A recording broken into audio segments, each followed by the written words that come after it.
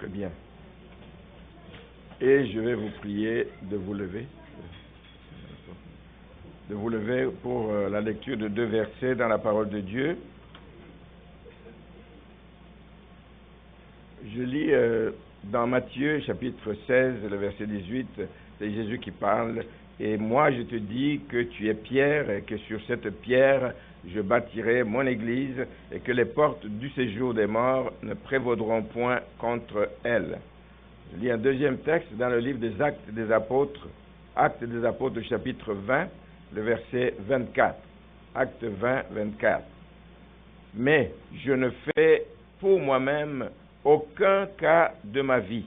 Ça va être ça le titre du message. Je ne fais aucun cas de ma vie, comme si elle m'était précieuse, pourvu que j'accomplisse ma course avec joie et le ministère que j'ai reçu du Seigneur Jésus d'annoncer la bonne nouvelle de la grâce de Dieu. Amen. Père, voici ce moment précieux, ce moment spécial où nous allons partager courtement ta parole.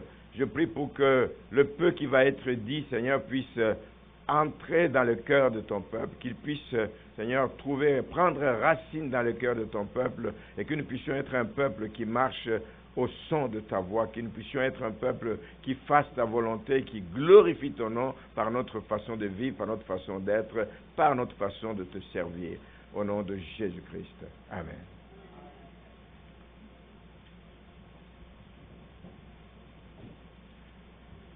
Alors, je vous dis à l'avance que ça va être très très bref, le message, parce que je veux qu'on laisse le temps pour l'Assemblée générale.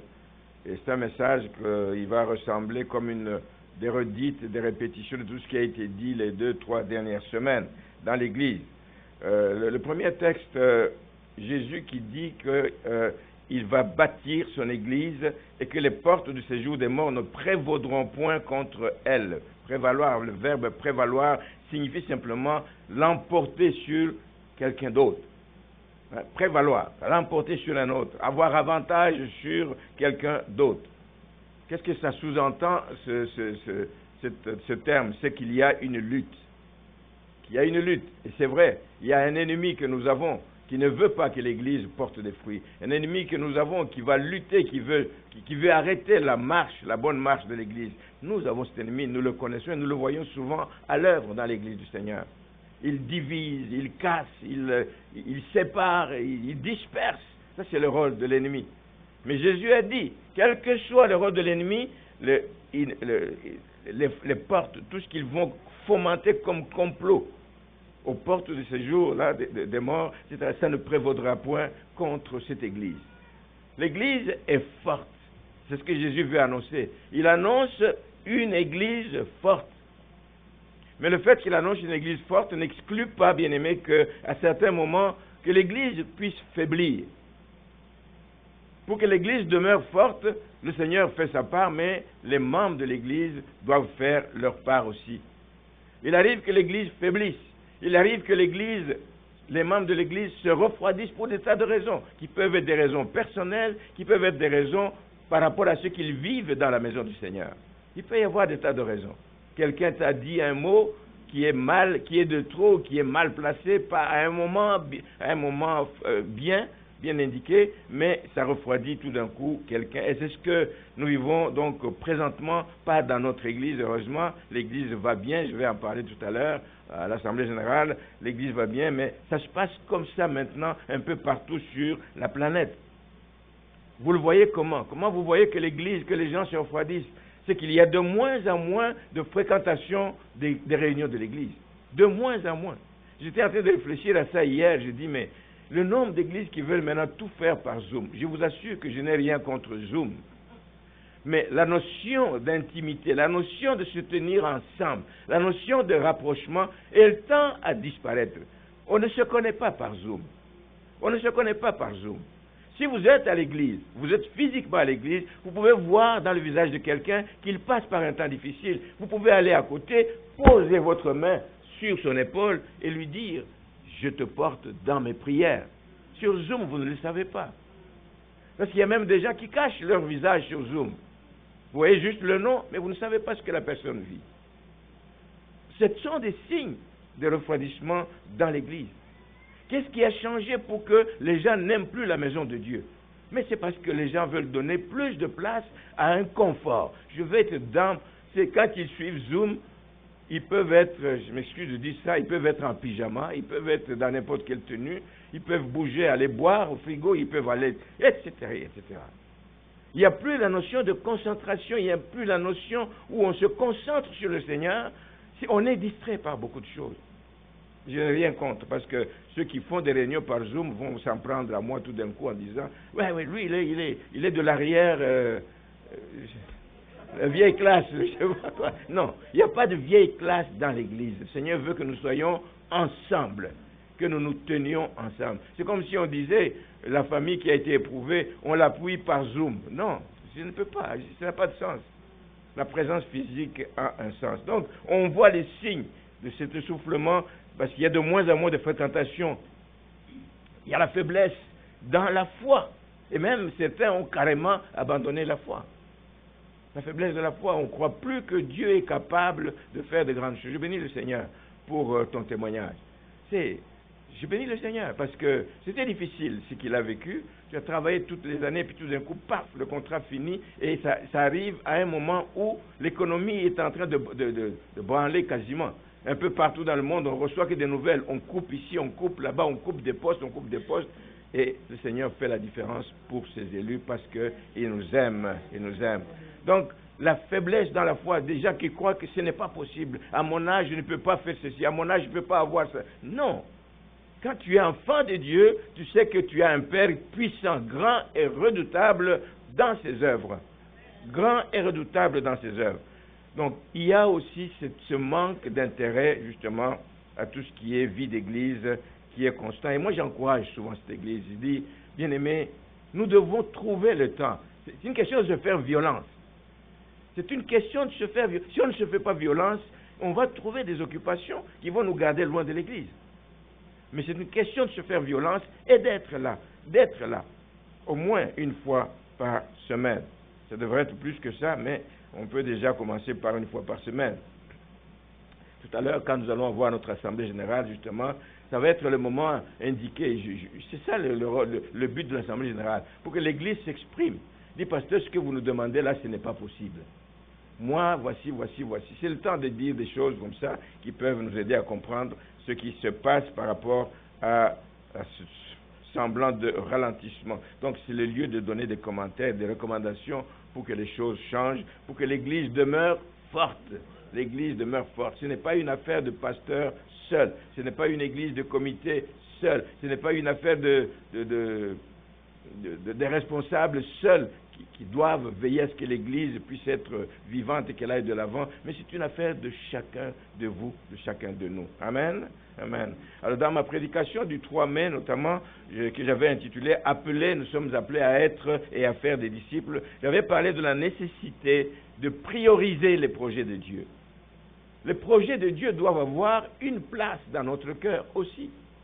Les projets de Dieu pour cette Église doivent avoir une place et nous devons pouvoir les prioriser par rapport à nos propres intérêts. Pas toujours nos intérêts en avant, mais il y a des moments où les intérêts de Dieu doivent passer en avant et que nous puissions donc nous y appliquer et ne mettons pas toujours nos intérêts, nos propres intérêts au premier plan. Je voudrais ce matin justement relever quelques points, quelques facteurs qui sont à la base de cet état, de sorte de léthargie qu'il y a dans l'Église, dans l'ensemble, pour que chez nous, nous puissions les éviter. Amen. Si vous êtes d'accord avec ça, nous allons donc en parler.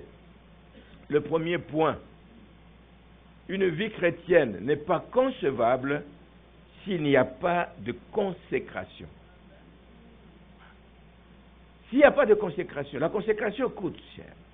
La consécration coûte parce que je me mets à part. Je me mets à part. Si je me mets à part, c'est que je me prive de ce que tous les autres peuvent prendre comme temps pour leur plaisir personnel. Mais je dis, c'est le temps où je me consacre pour les choses du royaume. C'est le temps que je consacre pour que je cherche la face de Dieu pour que l'Église avance. Pour que l'Église avance, c'est tout le monde qui doit prier pour que cette Église avance. Il y a se donner, oui, mais il y a aussi prier. Alors, le manque de consécration des chrétiens, c'est dommage à dire, mais il y a des personnes qui viennent à l'église, c'est peut-être la mentalité ancienne où on nous inculquait, on va à l'église, c'est pour avoir des avantages. Je vais à l'église pour être béni. Je vais à l'église pour que le Seigneur m'ouvre les portes. Je vais à l'église pour... Non, je vais à l'église pour communier, pour adorer, pour louer, pour célébrer celui qui m'a gardé en vie, celui qui me donne le travail, celui qui me conduit dans les sentiers de justice. Je vais à l'église pour ça, c'est pas uniquement pour les avantages. Ça vient aussi avec, mais on n'est pas prêt. On n'est pas prêt à faire des sacrifices que la consécration implique. La consécration coûte. Je me prive de sommeil, je me prive des parties de plaisir. Mes amis m'attirent à aller faire ceci, à aller faire cela, mais je dis non, c'est le temps que j'ai consacré à l'église et je dois y aller. Même si mes amis ne sont pas d'accord, même si les amis ne sont pas contents, mais ma priorité, c'est de plaire d'abord et avant tout à mon Dieu. Amen. Le manque de consécration. Les gens ne veulent pas mourir. Les gens ne veulent pas mourir, ne veulent pas renoncer à eux-mêmes. Oh, c'est la condition pour être disciple de Jésus-Christ. Si tu veux me suivre, renonce à toi-même. Accepte de porter la croix. C'est lourd à porter. Et alors tu vas pouvoir me suivre. Et les gens ne veulent pas mourir, ne veulent pas renoncer à eux-mêmes pour que l'Église puisse avoir un impact. Regardez la vie de tous les apôtres au début, l'Église primitive. Les gens ont souffert pour que l'Église arrive à faire ce qu'elle a pu faire. Ils ont accepté d'être humiliés, ils ont accepté d'être jetés en prison pour que l'Église puisse arriver au niveau où elle est arrivée. Et pourtant Jésus a dit dans Jean chapitre 12 verset 24, Jean 12 24, en vérité, je vous le dis, si le grain de blé qui est tombé en terre ne meurt, une très très belle image. Si le grain de blé qui est tombé en terre ne meurt, il reste seul. Tu peux le garder dans ta cuisine là-bas, le grain de blé va rester là, il ne va pas changer. Mais s'il meurt, il porte beaucoup de fruits. Celui qui aime sa vie la perdra, dit Jésus, et celui qui hait sa vie dans ce monde la conservera pour la vie éternelle. Amen. Et Paul l'avait compris. Paul l'avait compris. Car malgré tous les liens, les temps qu'il a passé en prison, etc., malgré les tribulations qu'il attendait sur la route de Jérusalem, c'est le texte que nous avons lu dans Acte 20, il était sur la route vers Jérusalem. Malgré cela, il a montré, il s'est arrêté à Éphèse et il a parlé aux anciens de l'église d'Éphèse. Il leur a donné un des secrets pour une vie chrétienne fructueuse, c'est de mourir à soi-même. Il dit, moi je ne fais pour moi-même aucun cas de ma vie. C'est extrême ça. Je vis pour Christ. Tout ce que je dois faire pour Christ, je le fais. Je ne fais aucun cas de moi-même comme si ma vie était précieuse, pourvu que j'accomplisse avec joie. C'est dur, mais je le fais avec joie, pour que j'accomplisse avec joie le ministère que j'ai reçu du Seigneur Jésus-Christ. Il le montre aux anciens d'Éphèse pour les encourager à porter l'œuvre de Dieu, à demeurer ferme. Donc le jour où on comprend ce secret, qu'il faut mourir à soi-même et qu'on le met en pratique, bien-aimés, vous êtes sûr d'avoir un impact certain. Et je vais vous dire que des personnes que moi j'ai connues au début de ma foi, qui m'ont marqué, c'est des personnes qui ne vivaient pas pour eux-mêmes. C'est des personnes qui vivaient vraiment pour Christ, qui ont donné toute leur force, de leur énergie, qui ont donné l'argent. Ils n'avaient même pas d'argent. C'est des gens qui marchaient des kilomètres à pied. La joie, c'était d'aller enseigner, d'aller fortifier l'église, d'aller édifier l'église. C'était leur joie. Ils rentraient à pied des nuits, à des heures tardives la nuit, sauf si quelqu'un pouvait penser les ramener. Il dit, il n'a pas d'auto, mais il vient de nous enseigner. Nous sommes bénis, nous sommes riches, mais tout le monde rentre chez lui et personne ne se soucie de savoir comment cette personne va rentrer. Les gens ont payé le prix sans rien demander, sans rien réclamer. C'est le secret, la vie de consécration. Un deuxième facteur que je voudrais énoncer ici, c'est ce que j'appelle l'isolement des membres. Vivre isolé. J'ai beaucoup aimé. Cette église, c'est notre famille spirituelle. Mais une famille, on l'entretient. Une famille, on y vit. Une famille, on s'y manifeste. Une famille, on se soucie de la situation de chaque membre de cette famille. On s'en soucie. Donc l'isolement des membres n'est pas une bonne chose, c'est un des facteurs qui est à la base de l'affaiblissement de l'Église. On ne partage pas assez entre frères et sœurs. Les gens travaillent en vase clos. Même quand ils travaillent pour le Seigneur, ils travaillent en vase clos au lieu de se compléter. Il n'y a personne qui a tout ce qu'il faut en lui-même pour que l'œuvre de Dieu avance. Non. Je suis fort parce que je travaille avec celui-ci qui est à ma droite, celui-ci qui est à ma gauche. Je suis fort parce que je me complète avec quelqu'un d'autre. Je n'ai pas tous les atouts, mais le Seigneur envoie des talents, il envoie des valeurs dans l'Église pour que, quand on met tout ça en commun, ben à ce moment-là, nous arrivons à porter des fruits. On ne peut pas donc travailler en vase clos et espérer faire avancer l'œuvre de Dieu. Donc chacun devrait mettre au service de l'œuvre de Dieu ses forces pour combler les faiblesses de l'autre. Je suis pasteur, mais je ne peux rien faire tout seul. Il y a des choses que je ne sais pas faire. J'aime chanter, mais je ne peux pas conduire la louange, parce que là, je vais chanter faux à un moment donné. Je ne sais pas jouer aux instruments, etc., etc. Mais on a besoin des gens qui ont les talents musicaux, des gens qui peuvent chanter pour le faire, etc. etc.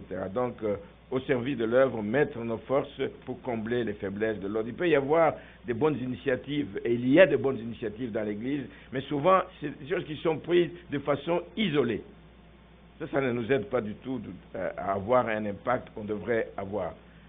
Regardez ce qui s'est passé à Antioche, au bruit, quand les gens de Jérusalem ont eu vent de ce qui s'est passé à Antioche, qu'il y a eu un grand nombre de conversions à Antioche, ils ont envoyé Barnabas pour aller voir ce qui se passe.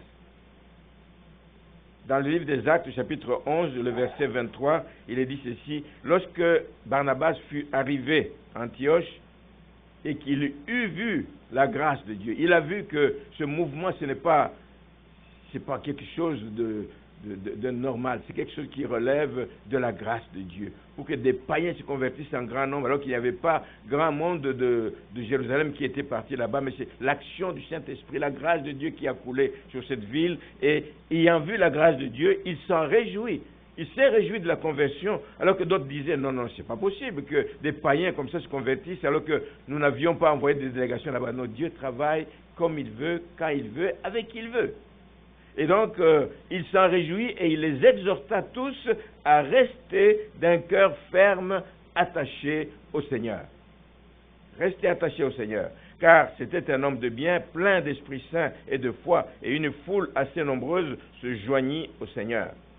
Mais c'est ici que je voulais souligner quelque chose, au verset 25, c'est que Barnabas se rendit ensuite, il est parti ensuite à Tarse. Il est parti ensuite, il s'est rendu ensuite à Tarse pour aller chercher Saul de Tarse.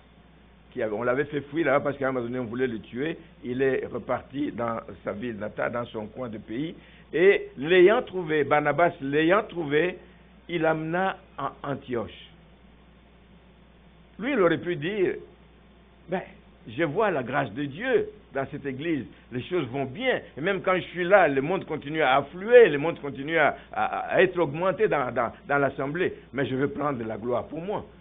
Je vais rester là, je vais être le boss,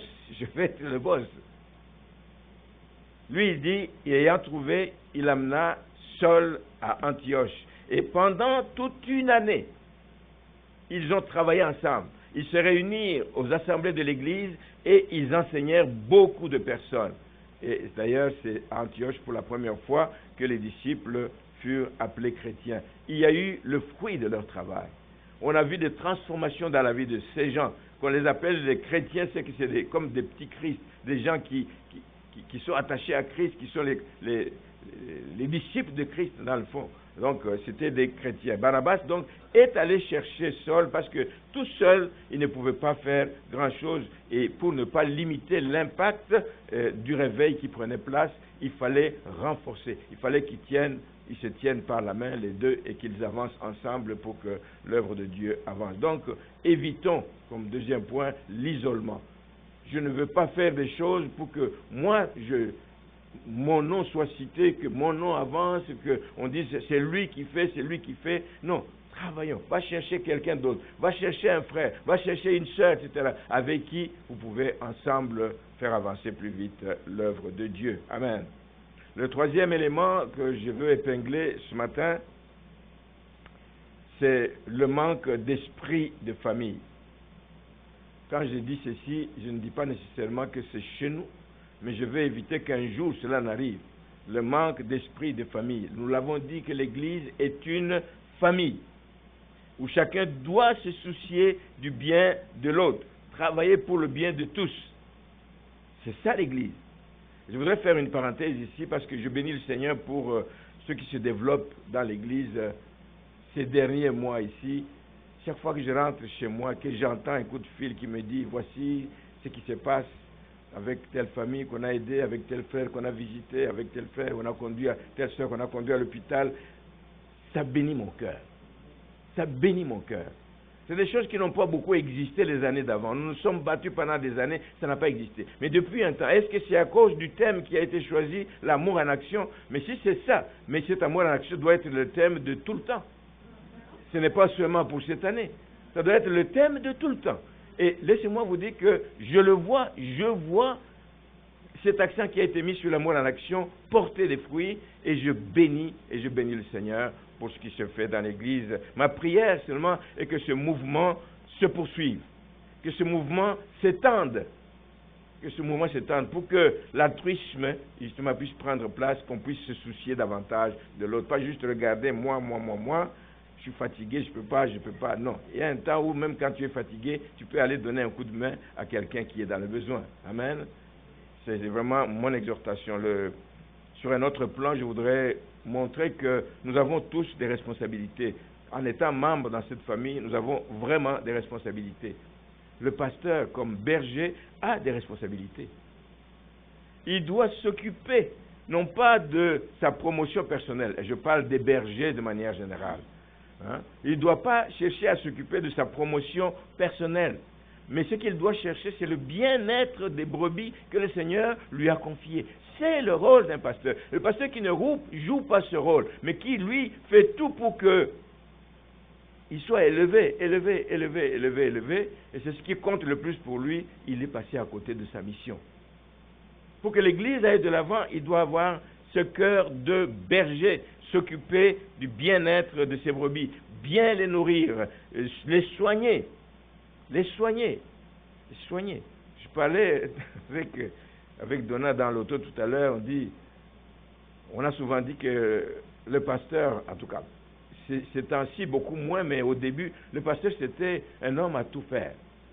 C'était l'ambulancier, le pasteur c'était l'infirmier, on venait lui poser des problèmes médicaux alors qu'il n'est pas médecin, c'était le conseiller matrimonial, c'était etc. Je vais acheter une maison, c'est tout ça le pasteur. Les gens avaient tellement confiance dans le pasteur qu'ils allaient lui poser tous ces problèmes et il fallait qu'il trouve des solutions. Là il ne sait pas, c'est à lui d'aller prendre l'information et enrichir les connaissances. Je le disais tout à l'heure. Donc, il doit bien nourrir, bien soigner les brebis qui sont à sa charge. Il doit veiller sur leur croissance, surtout leur croissance spirituelle. Et le prophète Jérémie a dénoncé justement en son temps les mauvais dirigeants qui égarent les brebis. Dans Jérémie 23, le verset 1er dit « Malheur aux pasteurs qui détruisent et dispersent le troupeau de mon pâturage. » Malheur à ceux-là qui dispersent le troupeau de mon pâturage, dit l'Éternel. Et plus loin au verset 32, il dit, voici, dit l'Éternel, j'en veux à ceux qui prophétisent des songes faux, qui les racontent et qui égarent mon peuple. Par leurs mensonges et par leur témérité, je ne les ai point envoyés. Je ne leur ai point donné d'ordre et ils ne sont d'aucune utilité. Ah, c'est grave. Ils ne sont d'aucune utilité à ce peuple, dit l'Éternel. Ce n'est pas le genre de pasteur qu'il veut pour son Église. Il veut des pasteurs qui se consacrent. Ézéchiel l'a fait. Ézéchiel a fait un réquisitoire terrible dans Ézéchiel 34 qu'on ne va pas lire. C'est un sévère réquisitoire contre les bergers infidèles. Donc, d'un côté, pour que cet esprit de famille, pour que l'Église avance et que l'Église porte des fruits, d'un côté, il y a la responsabilité des bergers. Ils doivent veiller absolument à ce que la bergerie aille bien, qu'elle soit protégée. Mais maintenant, du côté des fidèles, le côté des fidèles. Vous avez aussi des responsabilités. Les fidèles devraient davantage prier pour la protection spirituelle de leur berger. Il est exposé, le berger. Il est exposé, bien-aimé. L'ennemi fait tout pour faire tomber les bergers. Vous n'avez aucune idée. Et vous entendez ce qui se passe un peu partout aujourd'hui dans le monde. Des scandales de toutes sortes, de toute nature. Mais l'Église ne prie pas assez pour leurs bergers. Ici, c'est le cas. On prie beaucoup pour moi. Je le sens, je le vois. Merci Seigneur. Mais on doit continuer à prier pour les bergers, pour les protéger. C'est pour votre bien. Quand vous avez un berger qui est debout, quand vous avez un berger qui est droit, qui demeure dans les voies du Seigneur, vous êtes bénis. Vous êtes bénis, vous pouvez en être fiers. Donc il y va de votre intérêt parce que ça évite, d'une part, que ces gens ne tombent dans toutes sortes de péchés, mais ça évite aussi qu'ils tombent sous des influences qui les amènent à gober tout ce qui passe, tout ce qui est à la mode, etc., et apporter des faux enseignements dans l'Église et amener l'Église dans des compromissions de toutes sortes. Oui, la Bible dit dans l'Épître aux Hébreux, chapitre 13, verset 17, « Obéissez à vos conducteurs et ayez pour eux de la déférence, car ils veillent sur vos âmes, comme devant en rendre compte. » Et c'est ça que je dis, c'est lourd comme responsabilité. Rendre compte pour toutes les âmes que le Seigneur t'a confiées, que tu n'as pas bien. Tu rendras compte un jour. Et si on y pensait, c'est un travail qu'on doit prendre avec crainte et tremblement. Avec crainte et tremblement. Donc, vous rendrez compte pour toutes ces âmes que le Seigneur vous a confiées. Qu'il en soit ainsi afin qu'il le fasse avec joie et non en gémissant, ce qui ne vous serait d'aucun avantage. Malheureusement, ce que je constate personnellement, c'est que les fidèles, de manière générale, sont parfois à la base de la chute de leurs conducteurs. Ils ne les protègent pas. Ils ne les gardent pas bien aimés à cause de la façon dont ils les élèvent. Moi, je veux bien apprécier mon pasteur, mais je l'apprécie à sa juste limite. Mais je ne peux pas presque déifier. On assiste à des choses incroyables. Incroyables. Le pasteur, c'est un conducteur, c'est un élu de Dieu, il a une mission. Oui, vous lui devez obéissance, vous devez déférence, etc. Mais c'est ça, ça devrait s'arrêter là, etc. Mais on ne peut pas les déifier, on ne peut pas les élever à un niveau, ils deviennent orgueilleux, et c'est comme si tout ce qui sort de leur bouche devient comme parole d'évangile. Non, bien aimé. Donc on ne doit pas les déifier, on ne doit pas les aduler, on ne doit pas les flatter outre mesure. Moi, ça me gêne, vous le savez. Je n'aime pas d'abord, je n'aime pas ce genre de choses. Hein. Je suis bien comme je suis comme pasteur, je suis bien comme ça. Mais d'élever quelqu'un là aux yeux des gens, c'est terrible. Donc, c'est des erreurs qui se font et qu'on doit éviter absolument. Le dernier point que je voudrais apporter avant de passer à l'Assemblée générale, c'est le manque de prière. Et là, vous allez le voir encore dans le document, justement, que Cédric a préparé. Le manque de prière, c'est vraiment quelque chose sur lequel nous devons mettre un accent. Hein, les efforts sont souvent concentrés sur le social, c'est très bien. Le divertissement, les agapés, on aime les agapés. Moi aussi, j'aime les agapés. C'est un moment unique dans une partie de l'année où on se retrouve, où on apprend à se connaître les uns les autres, etc. D'autres églises arrivent à faire des sorties récréatives. Ça nous est déjà arrivé aussi en été d'aller faire le pouchet de blé d'Inde quelque part dans la cour de quelqu'un. C'est des choses qui peuvent se faire, mais on ne peut pas concentrer toute l'activité de l'Église sur le social. Pourtant, c'est dans la prière que les choses se passent. C'est dans la prière qu'on s'exerce au combat. C'est dans la prière qu'on se fortifie. C'est dans la prière qu'on reçoit du Seigneur la bonne direction pour qu'on soit sûr qu'on demeure sur la voie droite pour s'aligner sur sa volonté. C'est dans la prière. La prière est puissante. La prière ouvre des portes. Quand nous prions pour quelqu'un qui a besoin d'emploi, bien aimé, nos prières ne montent pas en l'air. C'est ça que je disais tout à l'heure, qu'il y a le manque de foi. On ne croit plus à l'efficacité de la prière. On ne croit plus tellement à l'efficacité de la prière. Pourtant, la prière est efficace. Il y a une chose qui nous est arrivée, je n'avais même pas prévu de parler de ça, quelque chose, pour vous montrer la puissance de la prière. Il y a une chose qui nous est arrivée à un moment donné avec quelqu'un avec qui on était en affaires, locataire, je vais le dire comme ça, mais qui nous a mené la vie dure. C'est très dur de vivre dans un immeuble avec quelqu'un qui vous crée la vie dure. Vous perdez la paix, vous risquez de... Nous avons prié avec elle. Nous avons prié. Donc, Seigneur, tu es capable de semer le trouble dans l'esprit de ces personnes qui nous font des problèmes. Tu es capable de semer le trouble, de faire en sorte qu'il y ait cette division, que la personne qui est venue créer le trouble quitte. Ça, ce n'est pas la place. Nous avions notre propre locataire, mais qui a pris quelqu'un d'autre par la suite. Mais j'ai dit, Seigneur, crée le trouble. Tu es capable de le faire. Pour que cette personne reparte d'où elle est venue. Parce que... Mais laissez-moi vous dire qu'au bout de... pas longtemps après, la personne d'abord a disparu. Disparu, on ne la voyait plus. Nous ne savions pas exactement ce qui s'était passé, mais nous avons continué à prier. Seigneur, est-ce qu'il y a un message que tu nous passes par ça? Est-ce qu'il peut-être qu'il est malade, peut-être qu'il a voyagé? Mais hier, pendant qu'on revenait des funérailles là-bas, j'ai trouvé un camion devant la maison en train de déménager les affaires de cette personne. Dieu répond à nos prières. Bien-aimés, c'est un dossier lourd pour moi, pour nous. C'était un dossier lourd. Mais Dieu est intervenu. Il est intervenu de manière inattendue. On ne pouvait pas imaginer que ça puisse se produire. Mais hier, j'ai vu. Je bénis le Seigneur hier en revenant. Je bénis le Seigneur. Il répond à nos prières. Alors je vous encourage, présentez vos requêtes. Présentez vos sujets. Venez vous joignez votre voix à un moment de prière dans l'église et nous allons voir la gloire de Dieu. Amen. Le manque de prière, nous ne devons pas concentrer sur le social.